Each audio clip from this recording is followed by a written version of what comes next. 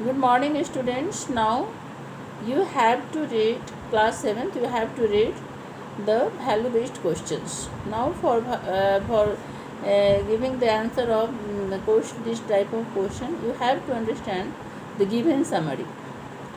The biology teacher, who was also the coach of the school cricket team, would often compare his team members with the different organs of their digestive system. Biology teacher हैं जिनका जो cricket team कराते हैं, cricket का खेल कराते हैं, तो क्रिकेट में बहुत सारे एक टीम होता है, उसमें बहुत सारे बच्चे होते हैं, तो सारे बच्चों को वो डाइजेस्टिव सिस्टम के डिफरेंट पार्ट से कंपेयर करते हैं. He would tell them to concentrate on their respective role and to work as a team in a selfless and dedicated way. वो ऐसे समझाते हैं कि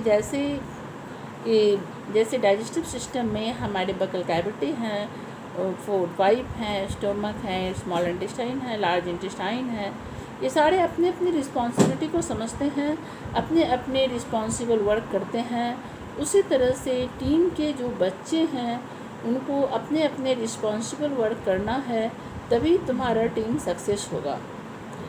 तो सारे ऑर्गन्स जैसे मिलके एक अच्छे से काम करते हैं, अपने अपने जो काम है उसको वो सही ढंग से करते हैं. सेल्फलेस मैनर यानी अपने सेल्फिश स्वभाव नहीं है ना, अपने स्वार्थ में नहीं, सेल्फलेस में स्वार्थ को त्याग कर करते हैं और उनमें डेडिकेशन की भावना होती है. उसी तरह से बच्चों को समझाते कि बच्चे आपको भी उसी तरह से डेडिकेटेड होकर, सेल्फलेस होकर काम करने हैं, तभी तुम्हारा टीम जो है सो विन करेगा, जीतेगा. Now this he would enable them to succeed in winning matches in the same way as the team of the organs of the digestive system. वो कहते हैं कि आपका विनिंग मैच जो होगा वो उसी तरह से होगा जैसे डाइजेस्टिव सिस्टम का हर पार्ट्स अपने वर्क को बहुत अच्छे ढंग से करते हैं. उसी तरह से आप सभी को अपने काम को अच्छे ढंग से करने होंगे, तभी तुम्हारा टीम जो है सो विनिंग होगा. Now succeeds in digestive and using the ingested food. जिस तरह से हमारा डाइजेस्टिव सिस्टम में सारे पार्ट्स अपने अपने काम, अपनी अपनी रिस्पॉन्सिबिलिटी को सही ढंग से निभाकर और फूड का डाइजेशन कर देते हैं, उसके बाद फूड को एब्जॉर्ब भी कराते हैं. अगर वो फूड का डाइजेशन नहीं करें तो हमारा ब्लड फॉर्मेशन नहीं होगा, है ना.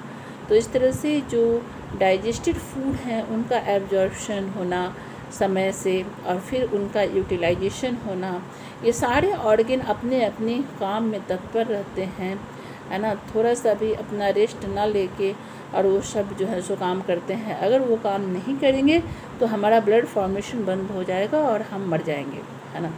इसी तरह से टीम के बच्चों को टीचर जो हैं, बायोलॉजी टीचर, ये ऐसे इंस्ट्रक्ट करते हैं कि जैसे डाइजेस्टिव ऑर्गन अपने अपने काम अच्छे ढंग से करते हैं, अंततः उनका यूटिलाइजेशन होता है एब्जॉर्ब फूड फिर ब्लड में कन्वर्ट होता है ना.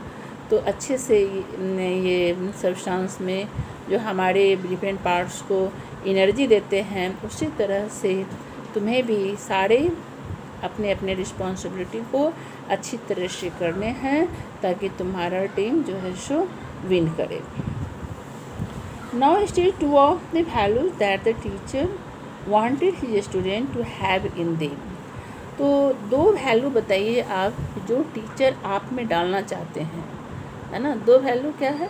Dedication and work in selfless manner. ठीक है ना, अपने स्वार्थ में नहीं, स्वार्थ को त्याग करके. Try to make a list of 11 name that are a part of your team that makes up the human digestive system. Now you have to write the buccal cavity, esophagus or food pipe, stomach, small intestine, large intestine, rectum, anus. 11 name, you have 7 name. Now liver also helps, pancreas also help, gallbladder also help. Now you should have to write these names.